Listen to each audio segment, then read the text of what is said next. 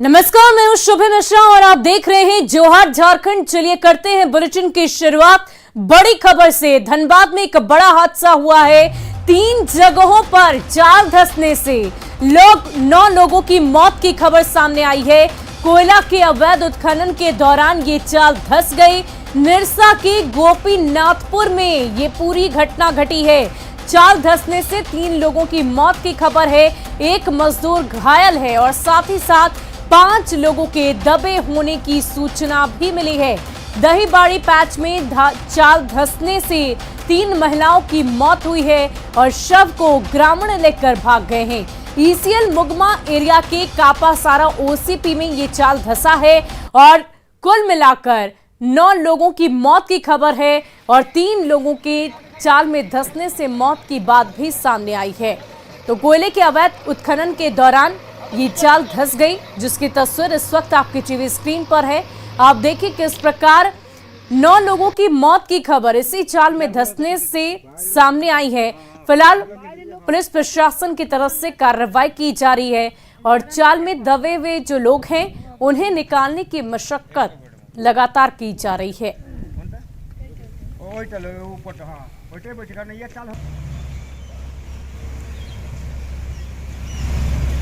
तो धनबाद में अवैध कोयला उत्खनन के दौरान 3 जगहों पर चाल धंसने से 9 मजदूरों की मौत हुई, जबकि कई लोग चाल में दबे हुए हैं। ये घटना निरसा के गोपीनाथपुर ओपीसी, दहीबाड़ी और कापासारा में हुई। मरने वाले मजदूरों में 3 महिला मजदूर भी शामिल हैं। स्थानीय लोगों के अनुसार मौत का आंकड़ा भी बढ़ सकता है। हादसे के बाद अब तक एक महिला समेत 4 शव को मलबे से बाहर निकाल लिया गया और इसके साथ साथ इस बात की भी जानकारी मिल रही है कि कुल मिलाकर 13 लोगों की मौत की खबर अब सामने है। मिलने के बाद प्रशासन की तरफ से पूरी कार्रवाई की जा रही है। वहीं निरसा विधायक अपर्णा सेन गुप्ता, पूर्व विधायक अरूप चटर्जी घटना स्थल पर पहुंचे और दोषियों पर कार्रवाई की मांग की है। नेताओं ने इसके लिए हेमंत सरकार को जिम्मेदार भी ठहराया। यानी कि चाल धंसने से पहले 9 लोगों की मौत की खबर सामने आई थी, लेकिन अब इसमें एक नया अपडेट है। 13 लोगों की मौत की खबर सामने आई है। 3 जगहों पर ये चाल धंसे, जिसके बाद 13 लोगों की मौत की खबर सामने आई। अभी हम लोग को भी सूचना मिला है कि गोपीनाथपुर में ओपन कास्ट माइंस है और वहाँ पर चाल धंसने की सूचना मिली है और ऐसे न्यूज़ चैनल के माध्यम से वहाँ हम लोग को पता चल रहा है कि 7-8 लोग दबे होने की या तो घायल होने की वहाँ पर सूचना मिली है। तो उस संबंध में हम लोग शॉर्ट टाइम में मीटिंग भी अभी बुलाई, ईसीएल के सुरक्षा कर्मियों को भी बुलाए थे, क्योंकि ओपन कास्ट माइंस में है और महाप्रबंधक से पत्राचार हम लोग किए हैं। साथ ही वहाँ पर जब तक पूरा हटाया नहीं जाएगा तब तक कहना मुश्किल है कि उस घटना में कोई हताहत हुए हैं अथवा नहीं है। धनबाद जिले में अवैध कोयला का कारोबार धड़ल्ले से जारी है। आज निरसा पुलिस अनुमंडल में 1 घंटे के अंदर 3 अवैध कोयला उत्खनन की बड़ी दुर्घटना हुई है, जिसमें अब तक 9 लोगों की मौत हुई है। इस मामले में 3 महिलाओं की मौत भी होने की बातें सामने आ रही है। हालांकि ये आंकड़े बढ़ सकते हैं, लेकिन इतनी बड़ी दुर्घटना होने के बाद भी पुलिस के द्वारा कोई कार्रवाई नहीं होना। और इस पूरी खबर की अधिक जानकारी के लिए हमारे संवाददाता संजय इस वक्त हमारे साथ फोन लाइन पर जुड़ चुके हैं। संजय, क्या कुछ अपडेट है? 13 लोगों की मौत की खबर अब सामने है और ऐसे में क्या कुछ अन्य लोग अभी भी ऐसे हैं जो वहां पर दबे हुए हैं और उन्हें निकालने की कोशिश की जा रही है? फिलहाल तो अभी तक जो है 13 शव निकाले जा चुके हैं। 9 शव निकले थे, उन्हें अवैध उत्खनन में जो लोग फंसे हुए थे उनके परिजन लेके भाग गए थे। लेकिन अभी यहाँ पर 4 लोगों की शव निकाले गए हैं, जिसमें एक महिला मजदूर भी है। अब जो है सो मलबे में दबे लोगों को निकालने की कवायद प्रशासन के द्वारा तेज हो गई है और जिले के एसडीएम भी मौके पर पहुंच गए हैं। पूर्व विधायक अरूप चटर्जी और वर्तमान विधायक अपर्णा सेन गुप्ता भी वहां पहुंची है। सबसे बड़ी बात है कि पूर्व विधायक ने साफ तौर पर कहा है कि आज के दिन निरसा के लिए बहुत ही खराब दिन रहा, क्योंकि आज निरसा विधानसभा से 20 लोगों की मौत अवैध उत्खनन के दौरान गई है। ये कहीं न कहीं एक बहुत बड़ी क्षति है और साथ ही साथ उन्होंने इसके लेकर राज्य सरकार पर भी निशाना साधा है कि ऐसा कभी नहीं हो सकता है कि राज्य सरकार को इसकी भनक नहीं है कि अवैध उत्खनन की जैसी चीजें यहाँ हो रही, अवैध कारोबार चल रहा है। सबसे संजय, बड़ी क्या चीज इस है बात की खोजबीन अब की जा रही है कि आखिर अवैध उत्खनन में कौन कौन से लोग शामिल थे, क्योंकि ये एक बड़ी दुर्घटना आज घट गई है। क्या ऐसे में अब आगे प्रशासनिक कार्रवाई कुछ की जाएगी? ये साफ तौर पर है कि पुलिस की मिली भगत से ही ये कोयला का अवैध कारोबार चल रहा है और पुलिस के पास सभी उन नामों की लिस्ट है जो इन अवैध कोयला कारोबार में संलिप्त है। लेकिन सवाल है कि जब सेटिंग गेटिंग से सारे कामें हो रही है तो उनके नजर में वैध है और इसीलिए अवैध उत्खनन और अवैध कोयले के कारोबार को धड़ल्ले से जारी है। सबसे बड़ी बात है कि ईसीएल मैनेजमेंट के जो प्रबंधक है, chief security in charge Shailendra Singh और विजिलेंस के जो चीफ हैं मुकेश कुमार मिश्र, उनको सैकड़ों इस तरह की शिकायतें गई है कि निरसा विधानसभा क्षेत्र के अलग अलग स्थानों में जो भी अवैध माइंस हैं वहां पर कोयला उत्खनन का कार्य बहुत ही धड़ल्ले से चल रहा है। बावजूद इसके आज तक इस पर कोई भी तरह की कार्रवाई नहीं होना, ये कहीं न कहीं पुलिस के साथ ईसीएल मैनेजमेंट की मिली भगत की तरफ भी इशारा करता है। अब तो इसकी उच्च स्तरीय जांच होनी चाहिए कि जो अधिकारी और पुलिस अधिकारी इसमें संलिप्त है उन्होंने कितनी अवैध तरीके से संपत्ति बना ली है, उनकी भी जांच इस तरीके से होनी चाहिए, क्योंकि सरकार को हर दिन करोड़ों रुपए की राजस्व की नुकसान हो रही है। प्रतिदिन अनुमान ये लगाया जा रहा है कि 300 से 400 ट्रक अवैध कोयले यहाँ से बंगाल, बिहार और यूपी की तरफ भेजे जाते हैं। सबसे बड़ी बात है कि उन अवैध ट्रकों में ओवरलोडेड कोयले होते हैं, तो कहीं न कहीं परिवहन विभाग के जो अधिकारी है वो भी अगर उन अवैध जो ओवरलोड ट्रक को पकड़ते हैं तो डीटीओ भी इसमें कहीं ना कहीं संलिप्त है। बहुत बहुत शुक्रिया हमारे साथ जुड़ने के लिए संजय, तमाम जानकारी के लिए। तो वाकई ये जो अवैध उत्खनन का मामला है लगातार सामने आता है और कहीं ना कहीं इस पर कार्रवाई की जानी चाहिए और अब ऐसे में प्रशासनिक कार्रवाई और भी ज्यादा तेज हो, इसको लेकर राजनीतिक गलियारों से भी मांग उठने लगी है ताकि कोयले का अवैध उत्खनन रुक सके, क्योंकि इससे राजस्व की काफी ज्यादा क्षति पहुंचती है। तो ये तस्वीरें हम आपको दिखा रहे हैं चाल धंसने की।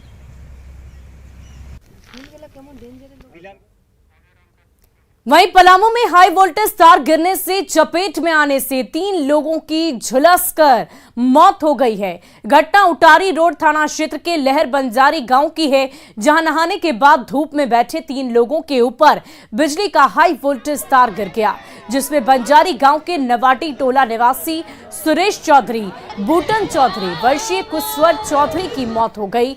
बिजली विभाग के रवैये से आक्रोशित ग्रामीणों ने मंझियाव पुल के समीप उटारी मंझियाव पथ को जाम कर दिया।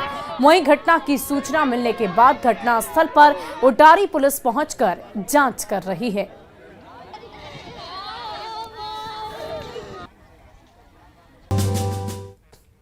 और आम बजट को लेकर पीएम मोदी ने इसे पीपल फ्रेंडली और प्रोग्रेसिव बजट बताया है।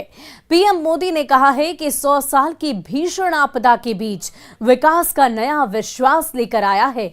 उन्होंने कहा कि भारत के कोटि कोटि जनों की आस्था मां गंगा की सफाई के साथ साथ किसानों के कल्याण के लिए एक महत्वपूर्ण कदम उठाया गया है। गंगा किनारे नेचुरल फार्मिंग को प्रोत्साहन दिया जाएगा। इससे बिहार, झारखंड के साथ साथ उत्तराखंड, उत्तर प्रदेश और पश्चिम बंगाल को तो फायदा होगा ही, साथ ही उन्होंने बजट को अर्थव्यवस्था को मजबूती देने के साथ अनेक नए अवसर बनाने वाला बताया।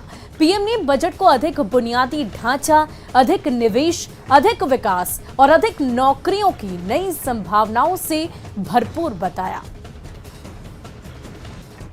भारत के कोटि कोटि जनों की आस्था मां गंगा की सफाई के साथ साथ किसानों के कल्याण के लिए एक महत्वपूर्ण कदम उठाया गया है। उत्तराखंड, उत्तर प्रदेश, झारखंड, बिहार, पश्चिम बंगाल, इन राज्यों में गंगा किनारे नेचुरल फार्मिंग को प्रोत्साहन दिया जाएगा। इससे मां गंगा की सफाई का जो अभियान है उसमें मां गंगा को केमिकल मुक्त करने में भी बहुत बड़ी मदद मिलेगी। बजट के प्रावधान यह सुनिश्चित करने वाले हैं कि कृषि लाभप्रद हो, इसमें नए अवसर हो, नए एग्रीकल्चर स्टार्टअप्स को प्रोत्साहन देने के लिए विशेष फंड हो या फिर फूड प्रोसेसिंग उद्योग के लिए नया पैकेज, इससे किसानों की आय बढ़ाने में बहुत मदद मिलेगी। तत्कालीन आवश्यकताओं का भी समाधान करता है और देश के युवाओं के उज्जवल भविष्य को भी सुनिश्चित करता है। इस बजट का हर क्षेत्र में स्वागत हुआ है। सामान्य मानवी की जो सकारात्मक प्रतिक्रिया आई है, उसने जनता जनार्दन की सेवा का हमारा उत्साह अनेक गुना बढ़ा दिया है। भारतीय जनता पार्टी ने मुझे सुबह 11 बजे बजट और आत्मनिर्भर भारत विषय पर बात करने के लिए निमंत्रित किया है। कल 11 बजे मैं बजट के इस विषय पर विस्तार से बात करूंगा। और वित्त मंत्री निर्मला सीतारमण ने इस साल 2022-23 का बजट संसद में पेश कर दिया।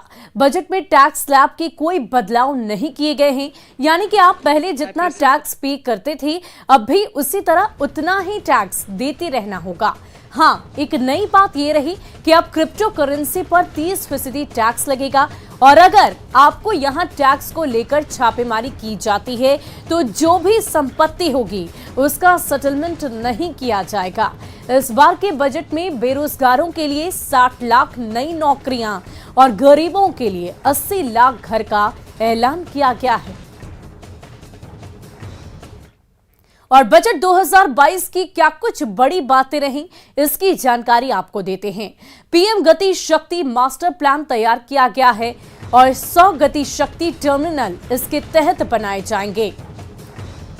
साथ ही साथ अगर हम बात करें तो इंफ्रास्ट्रक्चर में भी बदलाव लाने की बात सामने रखी गई है। 25,000 किलोमीटर तक एनएच का विस्तार किया जाएगा और साथ ही साथ 2023 की अगर हम बात कर ले तो इसे मोटा अनाज वर्ष घोषित किया गया है। इंफ्रास्ट्रक्चर की हमने बात कही थी तो इसके तहत 400 वंदे भारत ट्रेन चलेंगी। और बजट में क्या क्या सस्ता हुआ है, आइए एक नजर इस पर भी डालते हैं। विदेश से आने वाली मशीनें सस्ती होंगी। जो भी मशीनें विदेश से आएंगी वो मशीनें सस्ती होंगी। कपड़े और चमड़े का सामान सस्ता होगा। साथ ही साथ खेती के उपकरण भी सस्ते होंगे, यानी कि ये तमाम चीजें ऐसी हैं जो सस्ते होंगे। कपड़े चमड़े का सामान यानी कि जूता और कपड़े आप अगर किसी तरह के खरीदते हैं तो वो सस्ता होगा। खेती के उपकरण, अलग अलग जो थ्रेशर मशीन्स होते हैं, ये सारी मशीन सस्ते होंगे। मोबाइल चार्जर और गहने यानी कि हीरे के गहने अगर आप खरीदना चाहते हैं तो वो भी आपको किफायती दाम में मिलेगा। और इस बजट में क्या कुछ नया है, क्या है, ये भी हम आपको बताते हैं। SEZ की जगह एक नया कानून आएगा। साथ ही साथ RBI डिजिटल करेंसी लाएगा और इस साल से 5G सेवा शुरू की जाएगी। यानी कि अब तक हम 4G तक सीमित थे, लेकिन इस साल से 5G सेवा की शुरुआत होगी। 400 वंदे भारत ट्रेनें चलेंगी। और बच्चों की बात करें तो इस वक्त डिजिटल एजुकेशन का वक्त चल रहा है और ऐसे में बच्चों के लिए 200 नए एजुकेशनल चैनल की शुरुआत की जाएगी। तो ये तमाम बदलाव इस नए बजट के बाद सामने नजर आएंगे। और बजट पर बीजेपी विधायक दल के नेता पूर्व मुख्यमंत्री बाबूलाल मरांडी ने बजट को आत्मनिर्भर भारत का बजट बताया। उन्होंने कहा कि रोजगार सृजन भी इस बजट में दिख रहा है। सुरक्षा पर भी इस बजट पर जोर दिया गया है। बाबूलाल मरांडी ने कहा कि उद्योग, स्टार्टअप और शिक्षा के क्षेत्र के लिए इस बजट में बहुत कुछ है। उन्होंने बताया कि बजट भविष्य में मील का पत्थर साबित होगा। और वास्तव में बजट में हम कहूँ कि आत्मनिर्भर भारत और रोजगार सृजन का भी एक बजट में सब कुछ चारों तरफ से दिखाई पड़ता है। और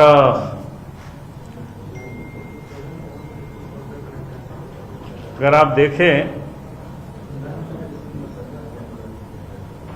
तो सबसे जो देश के लिए महत्वपूर्ण क्षेत्र एक डिफेंस का है, उसमें भी जो अपने पैरों पर देश को कैसे खड़ा होना है और स्टार्टअप और घरेलू उद्योग उसको प्रोत्साहित करने के लिए और शिक्षा के क्षेत्र में भी जो यानी हमें विशेष बल देना। वहीं झारखंड बीजेपी के प्रदेश अध्यक्ष दीपक प्रकाश ने इस बजट की तारीफ की। दीपक प्रकाश ने साफ लफ्जों में कहा कि इसे आम आदमी का बजट है और जेएमएम और कांग्रेस की तरफ से बजट की आलोचना करने पर भी दीपक प्रकाश ने पलटवार किया है। क्या कुछ कहा है, सुनिए। आत्मनिर्भर अर्थव्यवस्था पर आधारित बजट, 25 सालों के धरातल को लिखने वाली बजट, ये बजट समावेशी विकास का प्रतीक बजट, यह बजट सर्वस्पर्शी और समग्र विकास को तेज करने वाला बजट, समाज के सभी वर्गों का इसमें ख्याल रखने वाला बजट और देश के मान और सम्मान और स्वाभिमान को बढ़ाने वाला बजट है। कांग्रेस के जो नेता है बजट को उन्होंने समझा नहीं है, पढ़ा नहीं है, देखा नहीं है, आलोचना करने के लिए आलोचना कर रहे हैं लोग, कांग्रेस के लोग, झारखंड मुक्ति मोर्चा के लोग। सच में झारखंड को दोनों हाथों से पिछले वित्तीय वर्ष सत्र में भी खुल करके पैसा देने का काम किया और इस बजट में तो संघीय व्यवस्था को मजबूत करने के लिए, राज्य को आर्थिक विकास की अर्थव्यवस्था को ठीक करने के लिए 1 लाख करोड़ रुपए देने का उसमें प्रावधान है। वहीं मुख्यमंत्री हेमंत सोरेन ने बजट की आलोचना करते हुए कहा कि इस बजट में किसानों, युवाओं और गरीबों के लिए कुछ नहीं है। सरकार ने सिर्फ अपनी बात रखी है। सीएम ने आरोप लगाया कि राज्य सरकार को कर्ज के बोझ तले दबाया जा रहा है। आज के दिन भी वित्त मंत्री ने केंद्र की मन की बातें कही, जिसमें किसी की सुनवाई नहीं होती, सिर्फ अपनी बातें होती है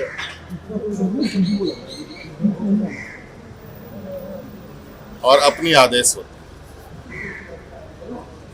ना इसमें नौजवान, किसान, मजदूर, गरीब, आदिवासी, दलित, पिछड़ों के लिए कुछ, सिर्फ अपनी बातें कहनी, सुनने किसी की बातें नहीं। ना देश की भावना से, ना जनमानस की भावना से कोई लेना देना। जो अनुदान केंद्र सरकार और राज्य सरकारों के बीच में आर्थिक सहायता के रूप में मिलता रहा है, वो अब कर्ज देंगे राज्य सरकारों। 50 साल तक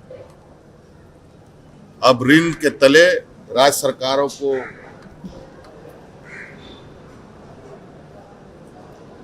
बोझ के तले दबाया जाएगा। वहीं केंद्रीय जनजातीय मामलों के मंत्री अर्जुन मुंडा ने आम बजट का स्वागत किया है। उन्होंने कहा कि यह बजट ग्रोथ ओरिएंटेड बजट है। इसमें सभी क्षेत्र का ध्यान रखा गया है। अगले 25 साल को ध्यान में रखकर ये बजट बनाया गया है। देशवासियों के लिए सभी क्षेत्रों में प्रगति करने वाला है और सभी क्षेत्रों का ध्यान रखते हुए यह सुनिश्चित किया गया है कि भारत आगामी 25 वर्षों का लक्ष्य को लेकर काम करेगा और यह अमृत काल में इस बात को ध्यान में रखते हुए यह सुनिश्चित करने के लिए पूरे देशवासियों के साथ मिलकर कार्य हो, इस बजट को उस ढंग से प्रस्तुत किया गया है। जहां पर वहीं हजारीबाग सांसद जयंत सिन्हा ने बजट को बेहतर बताया और कहा कि भविष्य में इसका परिणाम अवश्य देखने को मिलेगा। Pro growth budget which is emphasizing capital expenditure, the virtuous investment cycle that will power GDP growth forward. And the important thing to recognize is that this is a deflationary budget because we are investing on the supply side It'll keep inflation under control, and as a result of that, there will be tremendous job creation and growth in the economy. Our policy, predictability, stability in our tax regime, all of that has been maintained as well. What do you have to say about the crypto thing that everybody is really looking for? I think that was very much required. We needed to create a level playing field for digital assets, which we have now done for real assets. And so with this as a predictable tax regime, crypto assets can be properly brought into the fold, and appropriate gains will have to be paid. वहीं कांग्रेस ने budget को निराशाजनक बताया है। क्या कुछ कहा है, सुनिए। मौजूदा बजट से आम आदमी को घोर निराशा हुई है। कुल मिलाकर के अगर हम इस बजट का लब्बो लुबाब कहें तो इस बजट को कुछ नहीं बजट में कहा जा सकता है। गरीबों के लिए कुछ नहीं, किसानों के लिए कुछ नहीं, युवाओं के लिए घोर निराशा, मध्यम वर्ग के लिए घोर निराशा। इनकम टैक्स स्लैब में कोई बदलाव नहीं करके आम आदमी को इस कोरोना के महामारी काल में घोर निराशा हुई है सरकार के इस निर्णय से। झारखंड के लिए विशेष कुछ नहीं, जबकि झारखंड को बहुत सारी अपेक्षाएं थी कि इस बार केंद्रीय बजट में झारखंड के लिए कुछ विशेष प्रावधान होगा, लेकिन इस बजट से सिर्फ और सिर्फ निराशा ही हाथ लगी है। और आज देश के वित्त मंत्री ने संसद में आम बजट पेश कर दिया है। केंद्रीय बजट को कई एक्सपर्ट लोगों ने टर्म बजट बताया है, और एक्सपर्ट्स के माने तो बजट में झारखंड को तलाशने के बजाय इसका ओवरऑल मायने समझना होगा। इस बार बजट में रक्षा पर भी फोकस किया गया है, साथ ही एमएसएमई में लॉन्ग टर्म टैक्स का भी ध्यान रखा गया है। जो बजट है ये एक विकास का बजट है, और इसमें जो फाइनेंस मिनिस्टर ने कोशिश की है कि सारी पहलुओं को एड्रेस करे, और ये एक लॉन्ग टर्म बजट है क्योंकि इसके बहुत सारे पहलू जो हैं वो एक पॉपुलिस्ट बजट के रूप में नहीं देखा जा रहा है। बहुत सारे पहलू हैं जो जिनका आपको रिजल्ट आने वाले सालों में मिलेगा। और फिलहाल के लिए इस बुलेटिन में इतना ही। मुझे दीजिए इजाजत। आप बने रहिए न्यूज़ 18 बिहार झारखंड के साथ।